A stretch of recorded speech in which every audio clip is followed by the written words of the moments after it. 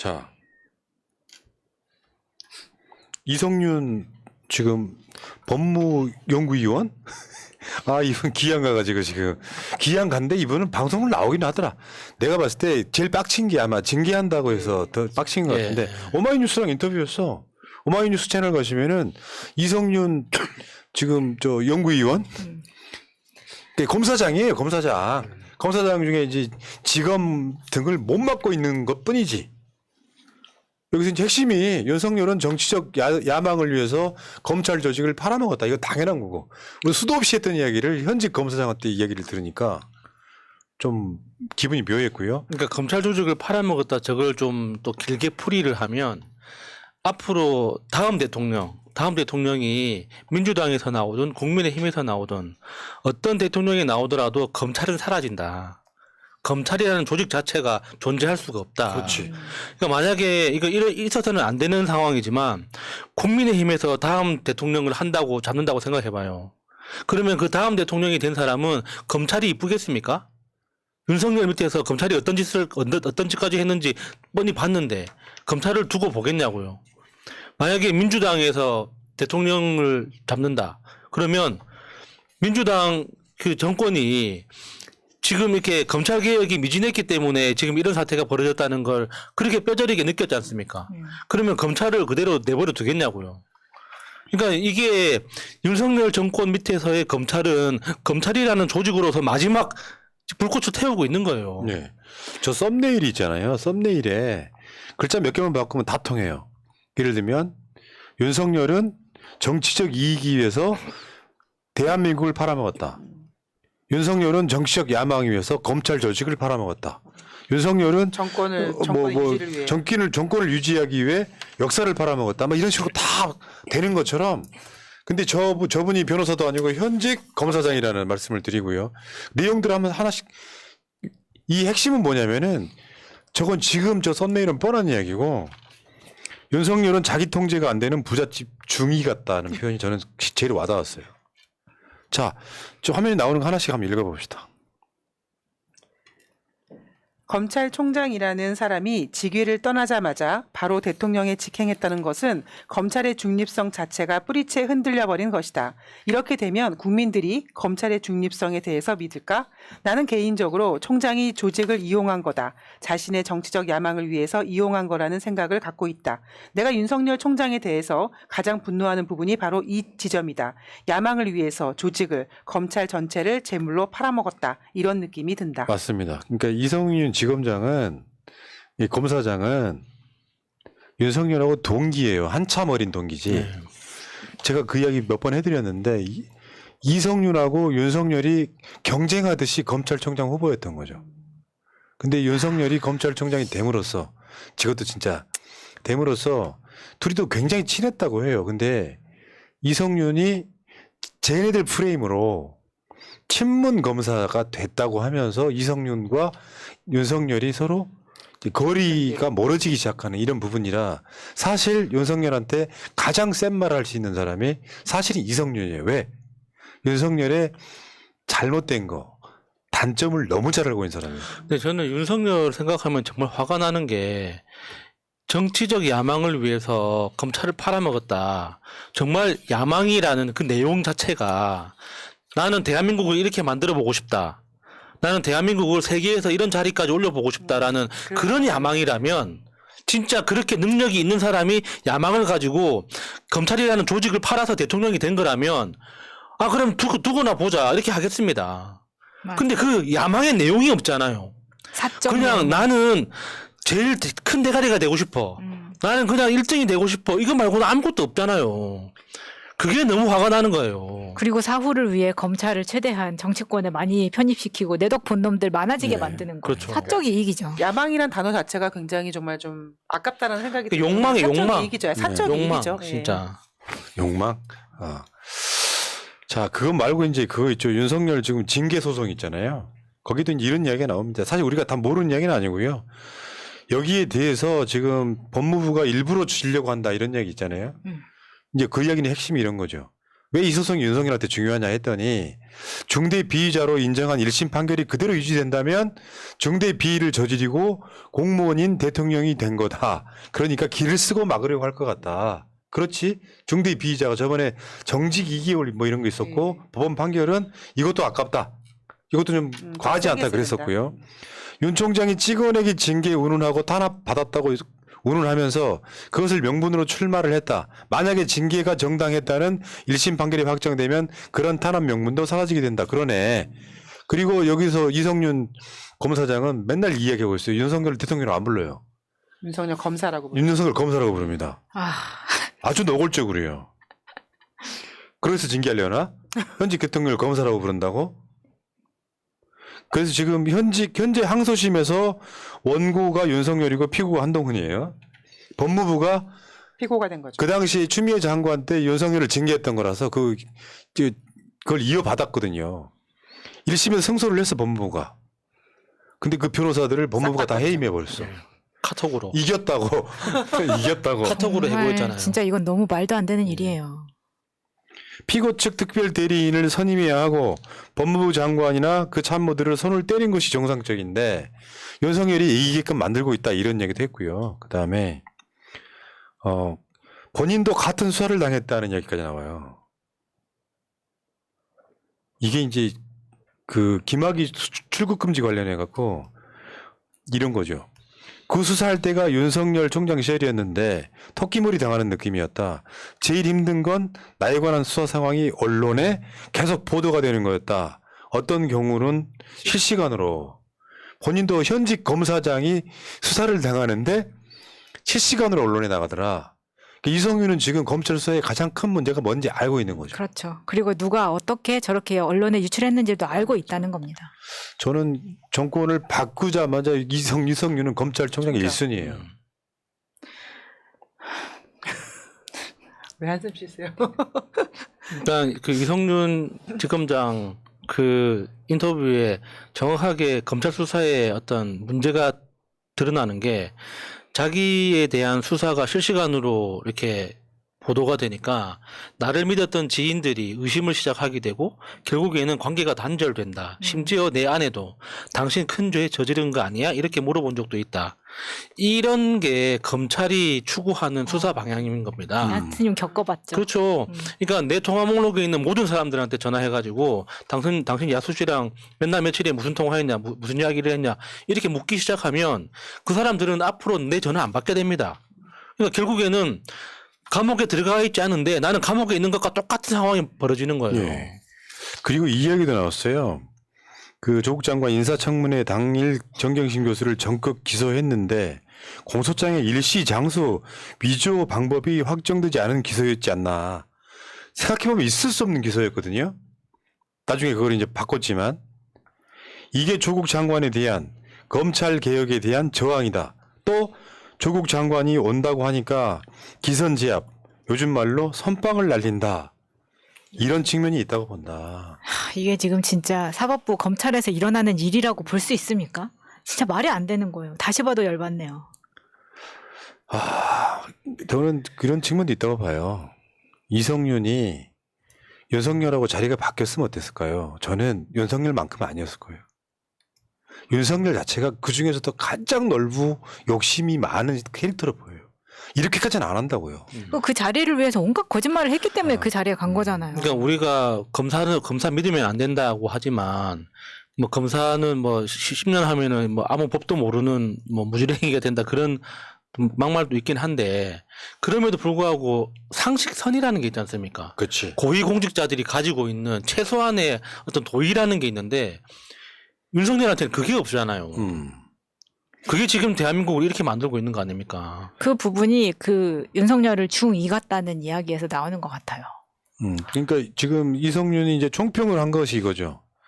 윤석열 평가할 때 읽어봐요. 절제된 말을 안 하고 약간 말을 험하게 한다던가 또 국정감사장에서 의원들 지리에 책상을 친다든가 또는 자기 마음에 안 들면 큰 소리로 화를 낸다든가 한동수 감찰부장 증언에서도 보다시피 책상 위에 다리를 올려놓고 막말을 했다던가 이런 걸 보면 꼭 중학교 2학년 같다고 저희들끼리 많이 평가를 했다. 이런 캐릭터라는 거죠. 그러니까 검찰 중에 최악인 놈이 지금 검찰총장 그 자리 거쳐서 대통령까지 가버린 상황. 이성윤이 정확히 평가를 하고 있는데 이 평가는 매우 정확할 거예요. 왜? 그러니까- 윤석열을 가장 잘하는 사람이거든. 그러니까 겉으로 드러난 것만 보면은 중학생이랑 비슷한 행동 패턴인데 원인은 다른 거라고 봅니다. 그러니까 중학생을 은유적으로 표현하는 말 중에 호르몬 칵테일이라고 이야기하기도 하거든요. 그러니까 성장기에 몸에서 나올 수 있는 모든 호르몬이 폭발하면서 그게 밸런스가 안 맞는 거예요. 그래서 그게 이제 외부로 드러날 때 행동으로 그렇게 과격한 행동으로 보이는 건데 윤석열은 호르몬이 없는 것 같아요. 그러니까 자기가 무슨 생각을 하는지, 자기가 무슨 말을 하는지, 내가 지금 보고 있는 문서가 어떤 내용인지에 대해서 정확하게 인지를 못하고 있기 때문에 자기 권위만 남은 거예요. 지금 대한민국 안에서는 나보다 높은 놈은 없어. 그치. 내가 뭘 하더라도 나는 앞으로 호수로 맞을 일은 없기 때문에 무엇이든 해도 된다는 그 자신감만 남아있는 거죠. 아 진짜 5년짜리가 자. 겁도 없네요. 그러면 이성윤이 마지막 결론을 내렸어요. 그 처음부터까지 다 한번 읽어봐요. 요즘 검찰의 장래에 대해서 고민을 참 많이 하고 있는데 검찰이 사는 방법이 뭘까? 그래서 내린 결론은 그렇다. 사건에 관해서는 누가 와도 누가 처분을 해도 같은 사건에 대해서 같은 결론이 나오게 해야 된다. 두 번째는 검찰 수사에서 피해 사실을 흘리는 공표든 뭐든 언론에 알리는 것은 정말 해서는 안 된다. 관계자의 인권을 말살시키는 해서는 안 될 일이다. 세 번째는 검찰 권한을 좀 내려놓고 할 부분만 집중하는 게 어떠냐. 검찰이 수사 지휘, 기소, 재판, 집행 모든 분야에 관여를 하지 않나. 이제는 내려놓고 검찰도 좀 견제를 많이 받아야 하는 것 아닌가 이런 생각을 한다. 다음 정권 초대 검찰총장 확정. 검찰이 남아있으면. 그러니까 버티는 거 아니야. 보통 사직서 쓰고 나가지. 네. 자, 이성윤 얘기했고요. 어쨌건 현직 검사장 이성윤의 만시지탄 한숨. 근데 우리나라 역사 전체로 볼 때는 만시지탄이 아닙니다. 이 굉장히 중요한 반면교사가 될 것 같다고 생각이 들고요. 가끔씩 이성윤의 이런 인터뷰가 나오면 검찰 니들이 그렇지 뭐 이렇게 하시는데요. 저는 다시 한 번 말씀드려요. 다수의 검사들은 고생한 사람들 많아요. 일부 특수부 검사, 특수부 정치 검사가 나라 망가뜨리고 있는 건데 윤석열은 그중에서도 최악이었던 거예요. 뭘 알고 있기를 하나, 캐릭터가 독특한 데다가 부인까지도 이상하게 얽혀 있잖아요. 그렇다 보니까 윤석열 자체가 이제 검찰의 모든 이미지를 다 뒤집어 쓰는, 그래서 이성윤이 나온 거예요. 우리 그 검찰 그렇지 않다. 나 같은 검사도 있다. 이야기하는 것 같고요. 자, 이번에 그 특활비 공개하라는 이야기가 또 나옵니다. 법원이 판결을 냈어요. 특활비 공개하라고 윤석열. 근데 그때 지금 2달 후에 하겠다. 파일로는 공개 안 하고 종이로 공개하겠다. 이 이야기. 민주당이 다시 한번 지금 여기에 지금 체근하는 거거든요. 요구하는 거예요. 경찰 수뇌부 쌈짓돈 특활비 공개하라. 해야 되고요. 그 다음에 이번에 이성만 의원이 촛불 집회에 딱 나왔는데 난 속으로 그런 생각을 했어. 정신 저렇게 해야 돼. 무슨 말, 나 이성만 의원을 잘 모르잖아요. 근데 잠잠해질까봐 숨는다는 건 저쪽에 프레임에 들어가는 거예요. 네. 저 무대에 나올 정도라면 당당한 거죠. 본인이 당당한 사람인 거예요. 그러니까 결과적으로는 하여튼 이성만 의원이 억울한 마음은 알겠는데 왜 당사자가 억울해지고 나니까 지살라고 나오는 거냐. 저도 그 생각했어요. 저는 이 이야기를 꼭 하고 싶어요, 진짜. 왜 진작에 움직일 수는 없습니까? 이게 시민들이 그리고 민주당을 지지하는 사람들이 기대하고 원할 때 그 순간 그 자리에 있어주면 안 되는 거예요? 꼭 자기가 억울해지고 호소할 일이 있으니까 사람 많은 곳에 나가서 촛불 이슈하고 섞어서 그냥 자기를 드러내는 것밖에 안 되는 거잖아요. 아, 근데 이런 멘트에 저렇게 멘트가 섞이면은 메시지가 혼란스러워지면서 이승만을 구할 수가 없어요. 좀 자제해 주세요. 그러니까 저도 그렇게 잘못했다고 생각은 합니다. 근데 막 이야기하면서 그 생각했지. 예, 예. 내가 이야기 너무 나가고 있다. 예. 근데 이성만 의원이 평소에 열심히 했다는 것도 알아요. 그러니까 한 번씩 다스베이다에 나와서도 자기 이슈를 가지고 계속 이렇게 끌고 가고 있다는 것도 잘 아는데 그래도 그러니까 윤석열하고 이 싸우는 이 과정에서 윤석열을 대차게 비판하더라 하는 모습을 본 적은 없지 않습니까? 그렇죠. 이번에 이성만 의원을 예. 이제 이름을 처음 알긴 했는데, 근데 이성만 의원을 보호해야 되는 거는 맞고, 네, 지금 말씀하신 대로 공격을 당해야만 나오는 게 민주당이 지금 정권 바뀌고 난 다음에 검찰의 그 수사가 이렇게 될 거라고 예측했을 거라고 네. 생각합니다. 그리고 이재명 대표가 계속해서 당하고 있고요. 그러면 사실은 이재명 후에 지금 뭐 송영길, 돈봉투, 김남국 이런 식으로 계속 치고 나가고 있는데 다음은 누가 될지 모르는 거예요. 그럴 때일수록 똘똘 뭉쳐서 싸워야 되는데 지금 그런 모습을 안 보여주니까 검찰을 상대로 싸워야 되는데 지금 내부 총질을 하고 있는 사람들에 대한 문제를 제기하는 겁니다. 맞습니다. 그러니까 제가 항상 똑같은 이야기 드리고 있잖아요. 민주당 국회의원들 169명이나 되는데 거의 대다수가 똘똘 뭉쳐서 싸우면 윤석열 그렇죠. 끌어내리는 건 쉬운데 네. 문제는 이제 이성만 의원 나와서 하는 이야기를 들어보니까 진짜 억울한 거야. 예.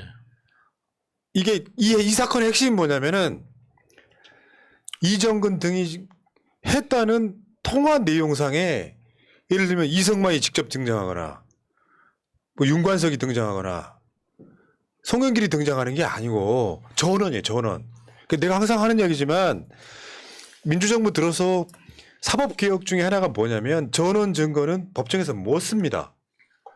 그러면 다 쳐버리게 지들끼리 이야기하는데 갑자기 이재명을 끌어와 유동규처럼 이재명이 그랬다고 하더라 그러면 이재명 처벌받아야 돼요.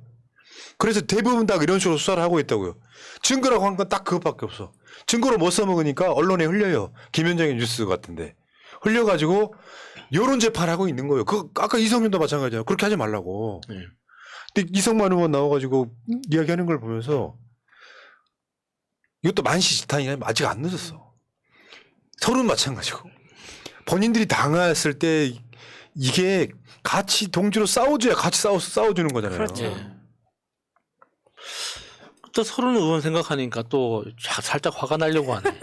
그러니까 서른 의원도 억울하니까 이런 집회에 나와서 시민들한테 하소연할 수 있는 거 아닙니까? 근데 서로는 여기 그마저도 안 하니까. 그렇지. 서로는 여기 나오지도 못해요. 예. 그러니까 저는 너무 나가지 않고 그냥 제 생각을 말씀드리면, 그러니까 지금 이분들 우리가 뭐 이성만 의원이나 서른 의원 같은 경우에는 본인들이 공격을 받으니까 이렇게 나오지 않느냐. 그래서 우리가 많이 약간 서운한 부분이나 아쉬운 부분이나 이런 얘기를 하는데, 저는 한편으로는 어떤 생각이 드냐면 분명히 김남국 의원 다음으로 또 어떤 또 공격받을 나오겠죠. 또 의원이 있겠죠. 근데 제가 지난번에도 김남국 의원 이야기가 처음 나왔을 때 사과를 너무 빨리 한다. 그게 당원들이 보기에는 좀 답답한 부분이다. 그리고 또 굉장히 언론 같은 데 이렇게 노출되지 않고 숨는다. 그래서 그거를 국민의힘에서는 죄가 있으니까 잠적한다. 이런 식으로 몰고 가니까 오히려 이번에 이성만 의원이나 서른 의원의 이런 그 아까 서른 의원의 뭐 그런 SNS라든가 이런 집회에 나와서 발언하는 걸 보면서 다음에 공격받는 그런 민주당 의원들은 쉽게 사과하지 말고 그냥 쉽게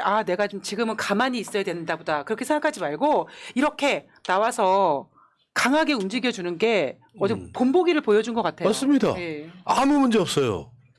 근데 저 동봉투 사건 수사하는 곳이 어디냐? 김건희 주가 조작 수사하는 팀이에요. 김건희 주가 조작은 뭉개고 민주당 돈봉투 사건만 수사하고 있잖아요. 관련해서 그 딴지에 올라온 글을 한번 읽어드려 볼게요. 베러워크 앤드님이 올려주신 글이고요. 반부패 수사 2부를 국민들은 주목해야 합니다. 2008년 한나라당 박희태 의장의 돈봉투 사건은 형사 35부로 배당이 됐는데 송영길 전 대표는 왜 특수부인 서울중앙지검 반부패 수사 2부에서 전담하고 수사를 하고 있는 걸까요? 반부패 수사 2부의 김영철 부장검사는 윤석열 대통령, 한동훈 법무부 장관과 함께 박영수 특검단 소속이었습니다. 한동훈 장관과는 서울대 구의학번 동기사입니다. 소위 윤석열 사단으로 불리는 사람입니다. 반부패 수사 2부는 하나같이 증거 불충분을 이유로 김건희 관련 의혹에 대해선 명백한 증거가 있음에도 불구하고 소환 조사 한 번, 압수수색 한 번 없이 무혐의 릴레이를 이어가면서 12월 공소시효를 앞두고 있는 도이치모터스 수사는 손도 대지 않고 송영길 대표에 대한 먼지털기식 별건 수사만 계속 이어가고 있습니다. 주가 조작은 수많은 선량한 사람을 자살로 몰고 가는 악질 범죄임에도 압수수색, 강제 수사 한 번 없었습니다. 주가 조작은 서민들에게는 경제적 테러 행위임에도 서면 조사를 몇 번 한 게 끝입니다. 반부패 수사 2부의 사건들입니다. 김건희 주가 조작 사건, 압수수색 없음, 소환 조사 없음, 공범들은 구속. 김건희 코바나 콘텐츠 사건, 무혐의, 압수수색 없음, 소환 조사 없음. 돈봉투 사건, 증거 없이 검찰 추측만으로 압수수색, 출국 금지, 압수수색해도 증거 없으니 협박, 진술 강요, 별건 수사, 증거 인멸 주장. 김건희의 호의 무사를 자처하는 반부패 수사 2부가 실체도 없는 돈봉투 사건 수사를 담당하고 있습니다. 합리적 의심이 들 네. 수밖에 없습니다. 자, 그런 거예요. 그러니까 같은 반부패 수사 2부가 김건희 수사는 안 해. 사실상 안 하는 거잖아요. 정상적이라고 하면 이런 사건은 김건희 소환이라도 해야죠. 근데 김건희 소환하는 순간 윤석열 정권의 이미지가 나빠지니까 서면 조사도 최근에는 안 해. 옛날에 한두 번 한 거 빼고 나면은. 그 김건희 수사는 올해 공소시효가 올해 12월 달 권오수 등이 공범인지 유죄가 확정되면서 이제 뭐 이렇게 연결이 됐던 거란 말이에요. 그리고 이런 상황에서 이런 상황이 있고요. 다음에 더 골 때리는 게 이거야. 이번에 정진웅 검사가 독직 폭행 그래가지고 대법원 무죄 확정됐잖아요. 근데 정진웅을 징계하겠다는 거야. 이렇게 볼 수 있지 않나요? 무죄 확정됐으니까 징계. 근데 사실 그 독직 폭행으로 고소한 것부터 완전히 그렇죠. 말도 안 되는 소리였죠. 독직 폭행이라는 게 그러니까 고문금지법이거든요. 그러니까 피의자를 이렇게 폭력으로 제압해서 진술을 억지로 끌어내는 그 행위를 독직 폭행이라고 하는데 한동훈 케이스는 그게 아니었잖아요. 그러니까 증거물을 압수하는 과정에서 그냥 실랑이가 있었던 거잖아요. 그거는 사실 법적으로 독직 폭행 그 범위에 안 들어가는 거거든요. 그러니까 당연히 이거는 독직 폭행이 아니라는 걸 알지만 걸 수 있는 게 그 법밖에 없으니까 일단 문제를 삼은 거고 이 무죄가 날 걸 알고 했다는 거죠. 그냥 괴롭히고 싶다. 맞아요. 이거밖에 없으니까는. 그것도 한동훈이 핸드폰을 내놔야 되는데 그거 뭐 유심 빼고 뭐 이지를 예, 하려고 하니까 예. 그거 막으려다가 그런 거잖아요. 예. 그러니까 김학의 건 관련해서 이성윤 징계. 지금 그거잖아요. 아니 김학의 그 뭐 저 출국을 막았다고 그 지랄하는 사실상 지금 국민의힘의 김학의가 윤석열 아니야. 알고 보면 같은 놈들. 김학의 스폰서 첫 번째 스폰서를 풀어준 놈이 윤석열이에요. 여러분들 기억 잘 못하시겠지만 결국 법원에서 무죄가 나오니까 그걸로 징계를 내. 좀 민들레 이제 표현에 의하면 그게 깡패다. 윤석열이 한 말 그냥 되돌려 주는 거 아니에요. 수사권으로 보복하면 그것이 깡패지 검사입니까라고 똑같은 말인 거예요. 그러니까 무슨 문제가 될까봐 이 저 징계위원회에 징계위원 중에 하나가 법무부 장관이거든요. 자기는 빠진대 한동훈이가 당사자라고. 근데 골 때리는 건 그거예요. 한동훈 빠진다고 달라질 게 있어요? 거기에 있는 사람들이 다 친 한동훈인데 이게 깨끗한 척은 다 해 지가.